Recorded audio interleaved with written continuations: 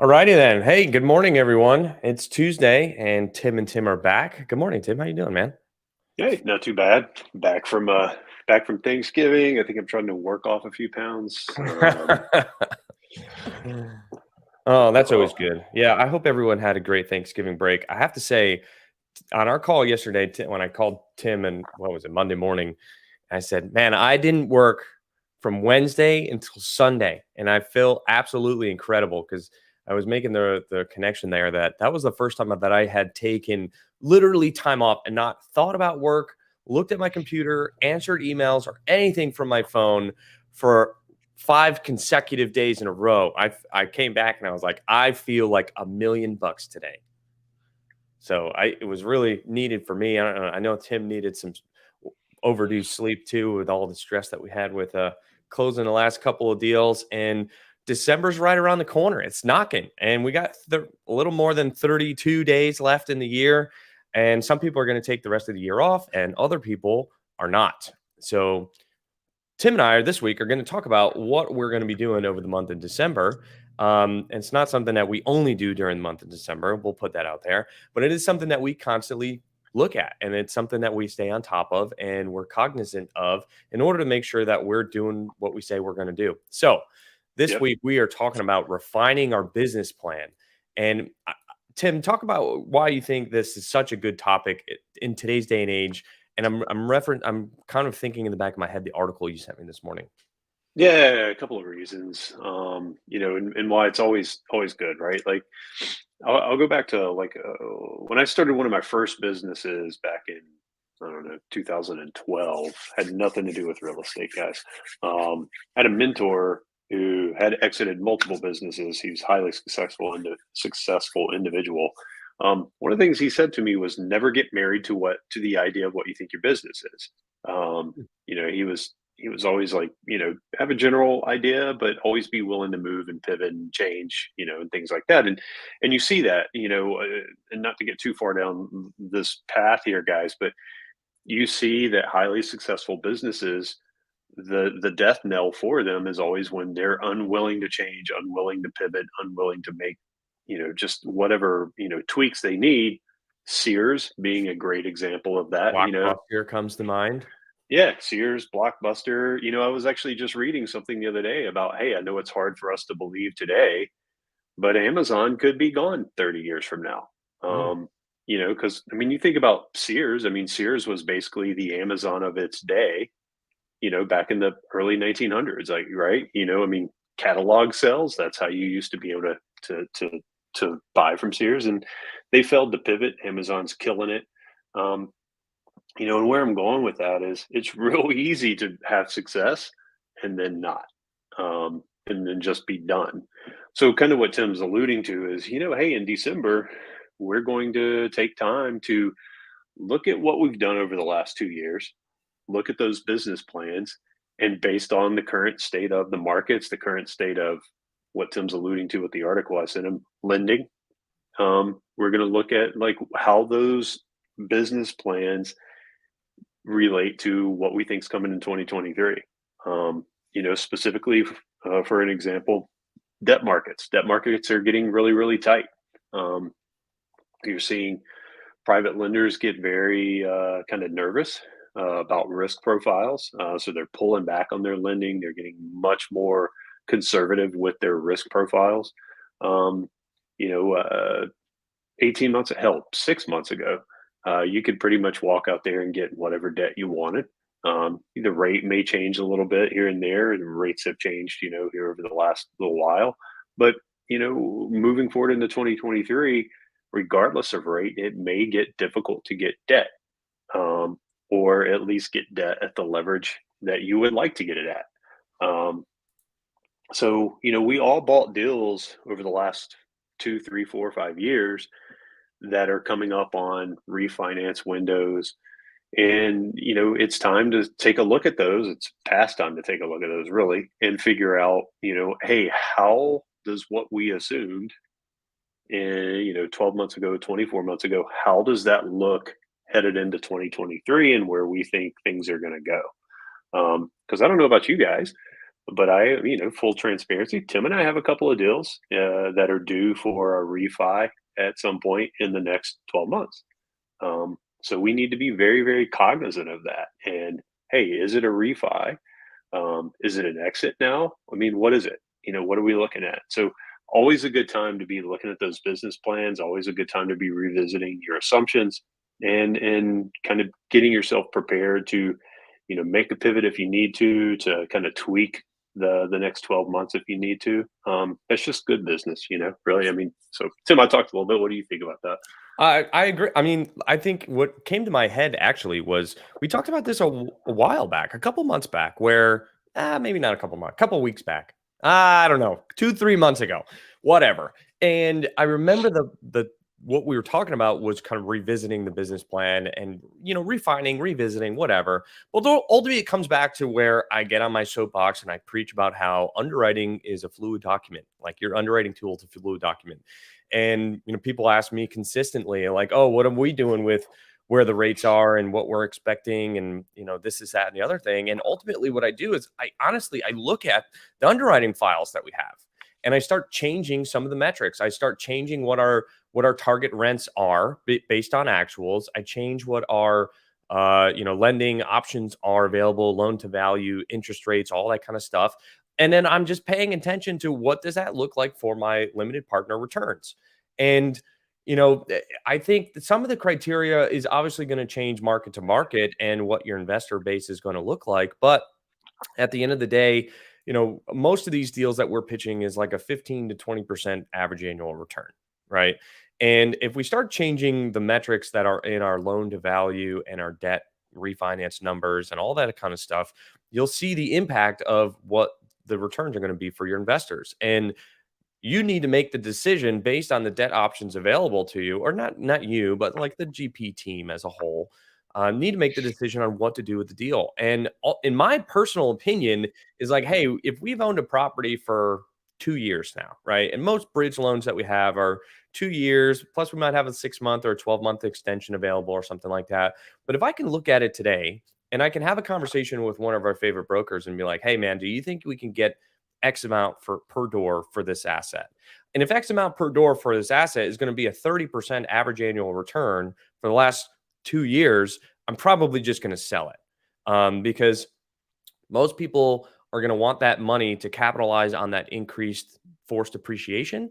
And especially going into this time right now, with the impending gloom and doom coming next year, not only do we want to be liquid, but we also encourage our investors to be liquid so that when we go out and we buy deals at significant discounts, that they have money ready to invest.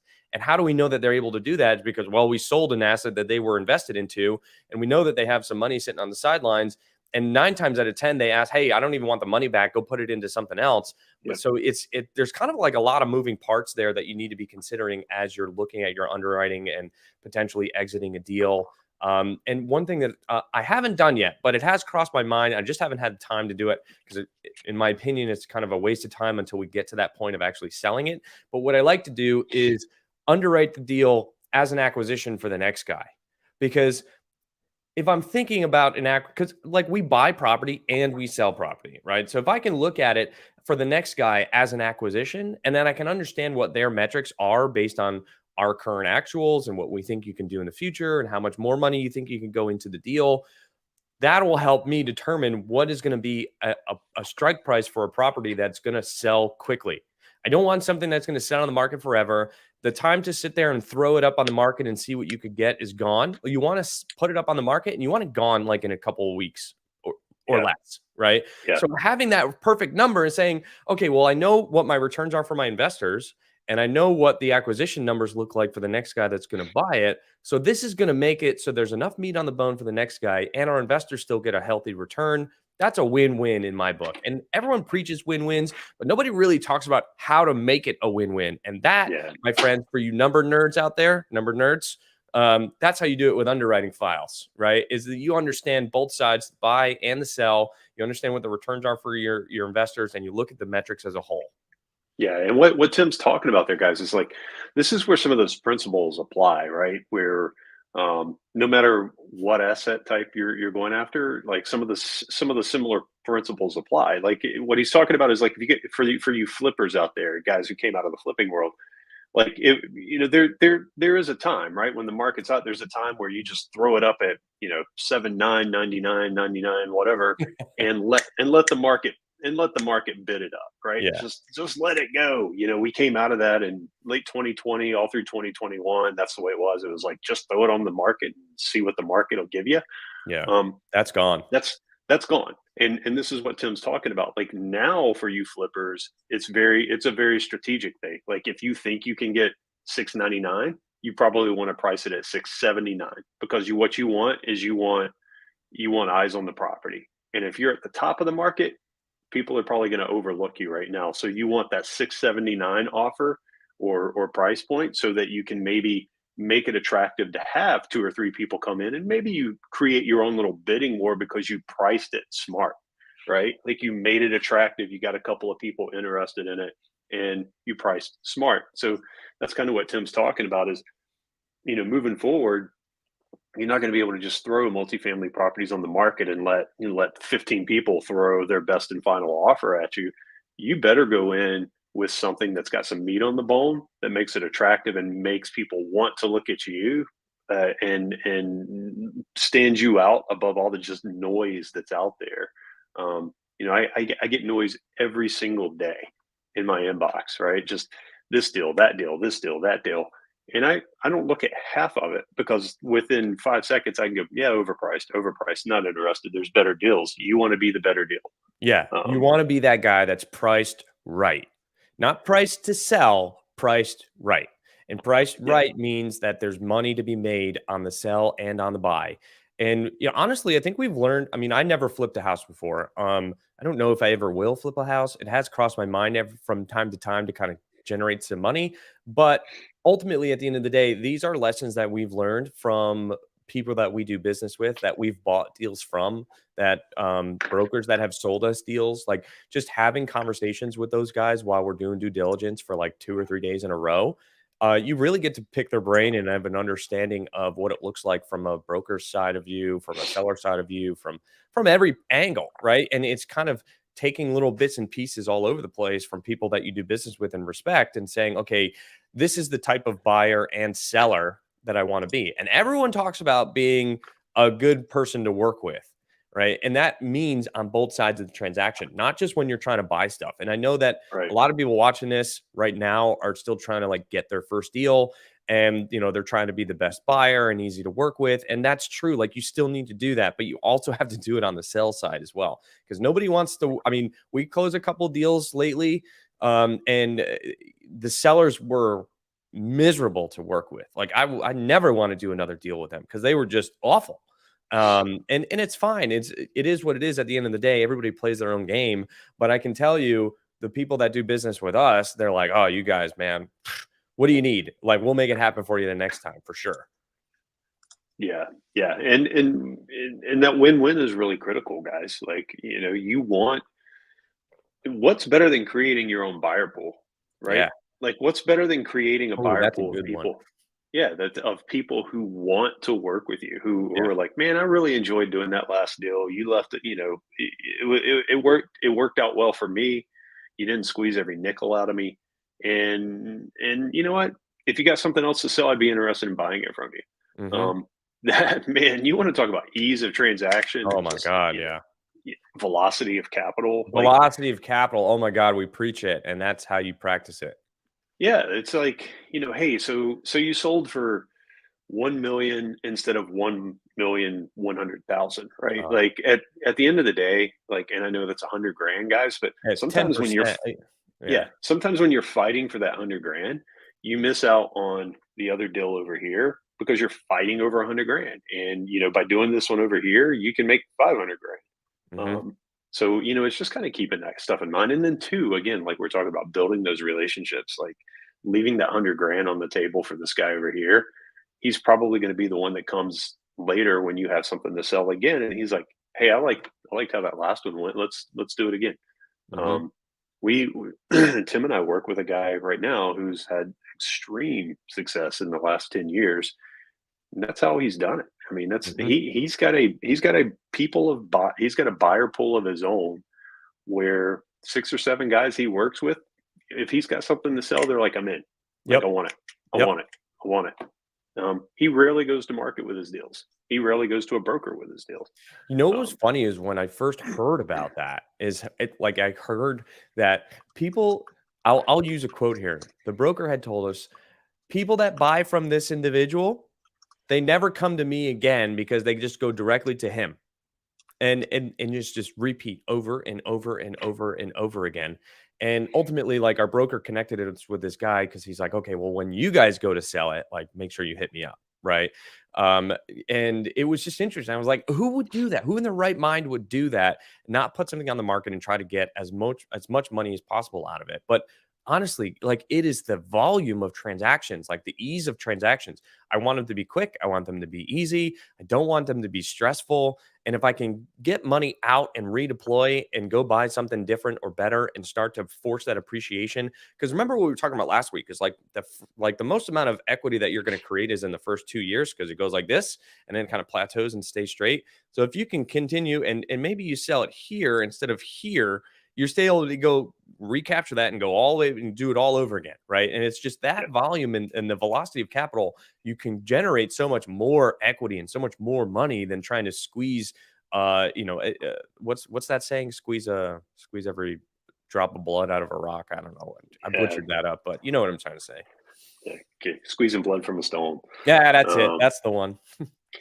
yeah, yeah. I mean, and that curve that Tim's talking about, it's like, where do you want to be on it? Like, do you want to be right at the, right where it's starting to turn, right, or do you want to be here, get your money, and then go do it again over here where you're hitting that extreme, that vertical point almost, right? I Like, want to be climbing mountains all the time, Tim. yeah, and because that's where you take 300 and turn it into 600, and take 600 and turn it into 1.2 million, and take 1.2 million and turn it into 2.4 million, and see how That's that right. added up real fast. Yeah, Like, right. And you if you know, can get in and out of these deals in 14 to 24 months or something like that, like that's really good. I mean, you're kicking ass on these deals if you're turning it around that quickly. and then guys, like, and we're not talking about like you do this forever, right? Like, ideally, what you're looking at is you got a long term view that has some cycles in it, and you get in and out in 14 to 18 months, and you do that a few times, and then you take that money and you go put it into something that you're like, this is a legacy wealth big, a legacy asset, right? Mhm. And then do it again and do it again. Next thing you know, you got 3 or 4 legacy assets that are like paying for your lifestyle, and will pay for your kids' lifestyle. So, again, velocity of capital, man. You can't say it enough. Um, I but I laugh when you say you pay for your kids' lifestyle because that scene, the Kevin Hart always pops into my head. He said, "Daddy, are we rich?" "No, son, I'm rich. You're poor. You just live here." yeah, it's so funny. It's so funny that you say that because I was. Yeah, sorry guys, I'm digressing back to when I was in high school. I was dating this girl in high school, and her best friend, her dad was a real estate developer, and he developed high high profile golf course communities, and all over the southeast. And he overheard his daughter one day. We were all sitting around, and he overheard his daughter one day go, "Well, you can't blah blah blah because I'm rich." And he immediately turned around. I mean, guys, when I say immediately, it was like not even a breath, right? He immediately turned around. He was like, "No, I'm rich. You're just my daughter." Yeah. And and it was like, "Oh yeah, yeah, yeah, you're right." But yeah, you know what? When I talk about like paying for my kids' lifestyle, I always tell people, like, I don't want to make her lazy, but I want to give her opportunity. Mhm. Um, I don't want her to feel like she has to go do this to create income for herself to live. If I always want to create some sort of situation where if she has a passion and a dream about something, she can go pursue that and not have to worry about making 6 figures. Mhm. Um, Yeah. that's what I'm talking about. What's the I forget who it is who's like, I don't want to make my kids lazy and comfortable. I just want to create opportunities for them. I've heard it. I think the great Tim Vest had said that before. I don't know who the other philosopher would have been. Can't go wrong with that guy. But anyway, that's kind of what we're talking about. Like, heading into 2023, debt markets are changing. what we thought might happen on a particular property 18 months ago, those things are happening. In fact, I spent a good portion of this morning looking through weekly property reports, and hey, our rents are where we thought. Hell, our rents are exceeding where we thought they'd be.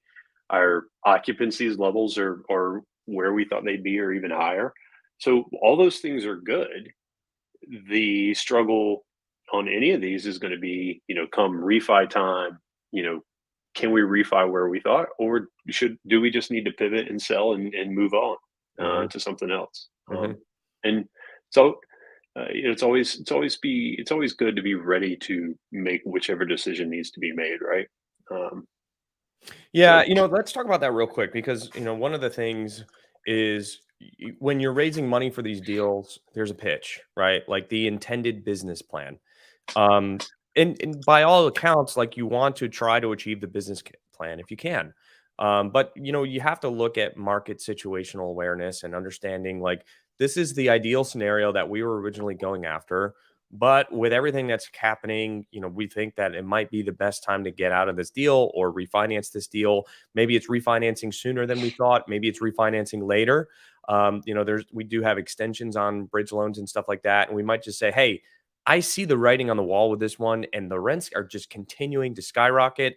And in order to get where we wanted to with our original business plan, sure, we said refinance in year two, but we have a 1 year extension. And if we extend for three to the end of year three, then we're going to have another year of organic rent growth in this market, which is a high rent growth market. And then we'll still be able to achieve our business plan, but instead of 2 year refi, it's 3 year. But it's kind of stress testing and understanding what the property is going to do, and really it right, comes down to having a really tight thumb on your overall property management or asset management, right? And yeah, tracking your KPIs and tracking your budget to actuals and all of those types of things are very, very important. And it's probably what we spend most of our time on, honestly, because yeah, there is so much going on, and we don't even do in-house property management. But there is so much work on the operating side of things on the asset manager to make sure that they're staying on track with target and having conversations when needed to make sure that the business plan is going to be achieved, right? Ultimately, that's your track record at the end of the day. So yeah, it's not passive at all. And don't get me wrong, we live a great life. I love being able to do what I want when I want for the most part. But there's a shitload of work involved with all of this. It's not just all right, buy a property, put it on autopilot, and set it and forget it.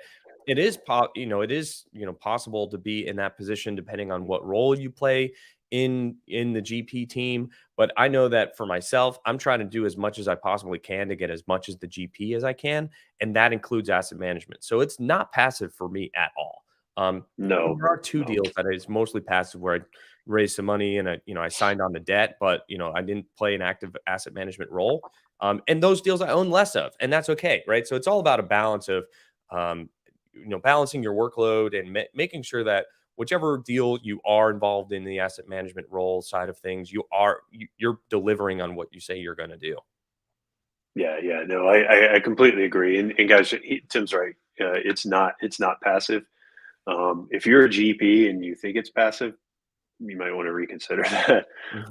Because at the end of the day, you talked about, like, is it a 5 year plan or a 2 year plan, or hey, you told your investors five, now it's three, that kind of thing. At the end of the day, you don't want it to be passive because you got investors, right? You need to be thinking about those guys. You need to be working for your investors all the time. And that includes, making sure that the number one most important thing is protecting their investment, right? Um, because at the end of the day, I've had some guys recently reach out and they go, "Hey, are you worried about the markets?" And I'm like, "Yeah, I'm not. I wouldn't say I'm worried. I'm cognizant and I'm keeping my eye on them." But at the end of the day, your investment is safe. Your investment is safe. The properties are performing, they're cash flowing, they're paying for themselves. Your investment is safe. And hey, maybe we sell it in 2 years instead of 5 years. And are you going to be upset if I give you a 20% annualized return? And yeah, most of them are going to be like, no. What else do you have that I can put it in when you do, right? Mhm. And hey, I'm an LP in some things, and if any of my LP investments, if they come back and go, hey, I know we said it was going to be a 5 year, we were going to 2x your money, but it's going to be a 2 year, and it's really going to be more like a 1.6x or 1.7, and here's a 20% annual return. I'm going to go, hey, it's pretty cool. Sell it. Yeah, let's do it. Let's do it. What else you got? Yeah, right. Exactly. It brings up an interesting conversation though, because there are a lot of posts that I've seen floating around on LinkedIn recently where people are talking about how some investors get upset that you sell a property early because you're creating like a taxable event or something like that.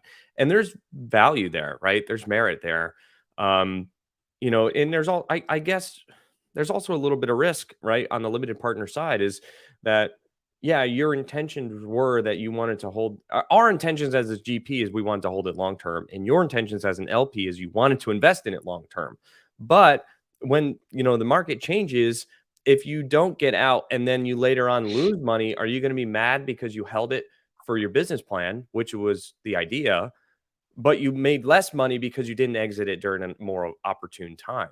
And I Right. understand there's tax implications across the board. There's always tax. The tax man always gets paid, right? I mean, even before the bank, a tax lien is before a first lien bank note, right? So like taxes always get paid. And what I'm trying to say here is that there's no way to make everybody happy, right? You got to do what's best for the majority. And you might have one person that's upset about exiting a property early, and there's not much you can do about that. But if the general consensus is, and you have to remember, as a general partner, you have a fiduciary responsibility for the security, and the security being, the deal itself, you have to do what's best for everybody in the deal, not just one person. Yeah. And there's no right or wrong answer, guys. It really Nope. not. Like Tim and I are in a deal that we bought earlier this year, and less than a month after we closed on it, I mean, we had a verbal offer for almost 6,000 more than we had paid. Yeah. And we looked at it and we were like, to the tax question, we were like, man, we're gonna get killed with short-term gains. At the end of the day, the property's cash flowing nicely, and we haven't even started to put our business plan in place, which is just going to explode that cash flow. So, for a couple of reasons, we were like, yeah, the quick turnaround would be nice, but cash flow does have its place, right? And we held on to it. Yeah, We didn't take and the that's a offer. really good point because I think one of the things that I probably would hold fast in my own personal investing thesis is that I would never hold anything less than a year because the tax impact is so significantly higher, like literally double. So hold it for 12 months and a day. And I know that I mean, Tim, I don't remember. Yeah, one of the deals that we had bought, right? We had they had made a stipulation of, yeah, we're going to put it under contract now, and we can't close on it until this day because Yeah, that's 1 year and a day after we bought it. And I was like, okay, that's fine with me. It gives me extra time. I don't even have to negotiate it in the contract. But ultimately, what it did, it really helped them out because of the tax impact. And that would be something that I would say, hey, like if I've owned something for 8 months or 9 months and it's going to be a 90-day close, like, hey, you know what, I'm going to let you have an extra 30 days for free. I'm just going to continue to operate the deal and collect the cash flow, but I'm not going to close on it until this day because of tax impact. yeah, yeah, and those are, like we said, there's no right or wrong answer. It's all your situation. Like I mean, I know guys that'll flip out. They don't care about Yeah. tax impact. They're like, I made money. Money's Right. money, right? Right. Um, but it's case by case basis. The same guy that I'm talking about that does that, he's got stuff he's been holding for 5 years too. Yeah. It's all So balance. yeah, it's all a balance, and that just goes back to where we started this whole conversation today, which is always be reviewing, always go back and look at your deals, figure out, hey, over the next 12 months, here's the ones that we want to keep an eye on and keep an eye towards potentially exiting. And here's the ones that I don't care, I'm keeping, Yeah. that kind of thing. And it can be a blend of all of it, like with everything else, right? Diversify, like look at different ways to exit and manage the same assets. This is the beautiful thing about this stuff is you can truly diversify within the exact same asset just based on your business Hmm. plan. And it's a great thing. I love the flexibility that this kind of stuff offers. Right. I agree.